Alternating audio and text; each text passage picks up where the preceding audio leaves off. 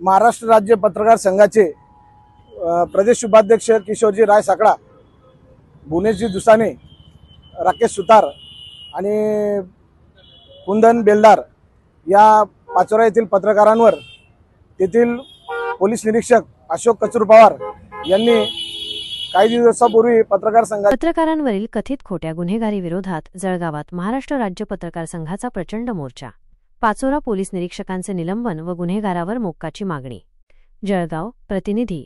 लोकशाहीचा चौथा स्तंभ असलेल्या पत्रकारितेवर पाचोरा येथे झालेल्या कथित हल्ल्याच्या निषेधार्थ आणि पत्रकारांवर खोटे गुन्हे दाखल केल्याच्या विरोधात महाराष्ट्र राज्य पत्रकार संघाच्या मुंबई जिल्हा शाखा वतीने आज जून 27, 2025 रोजी जळगावात भव्य आक्रोश मोर्चा काढण्यात आला. पाचोरा येथील पोलीस निरीक्षक अशोक पवार यांनी स्थानिक अवैध धंदेवाल्यांशी संगनमत करून पत्रकारांवर खंडणीचा खोटा गुन्हा दाखल केल्याचा आरोप पत्रकार संघाने केला आहे. या मोर्चातून पोलीस निरीक्षक अशोक पवार यांच्या तात्काळ निलंबनाची तसेच कथित गुन्हेगार भोला उर्फ शेखर पाटील याच्यावर मोक्का MCOC अंतर्गत कारवाई करून त्याला हद्दपार करण्याची तीव्र मागणी करण्यात आली.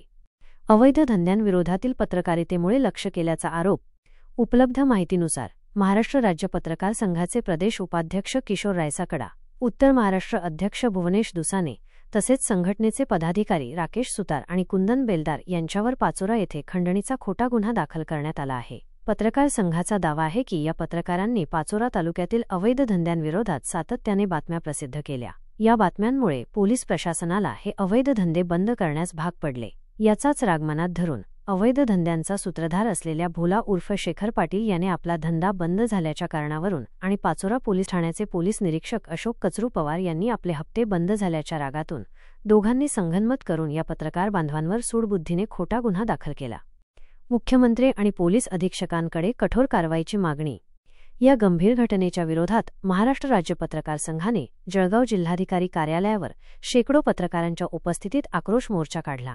जिल्हाधिकारी आयुष प्रसाद यांच्यामार्फत राज्याचे मुख्यमंत्री तथा गृहमंत्री श्री देवेंद्रजी फडणवीस यांना निवेदन देऊन संबंधित खोटा गुन्हा तात्काळ मागे घेण्याची मागणी करण्यात आली. तसेच पोलीस निरीक्षक अशोक पवार यांना निलंबित करावे आणि गुन्हेगारी प्रवृत्तीच्या भोला उर्फ शेखर पाटील याच्यावर मोक्का कायद्यांतर्गत कारवाई करून त्याला हद्दपार करावे अशी ही मागणी निवेदनात स्पष्टपणे नमूद केली आहे. भविष्यात कोणतीही चौकशी केल्याशिवाय पत्रकारांवर खंडणीसारखे गुन्हे दाखल करू नयेत, अन्यथा महाराष्ट्र राज्य पत्रकार संघ राज्यभर रस्त्यावर उतरून उग्र आंदोलन करेल असा इशाराही यावेळी देण्यात आला.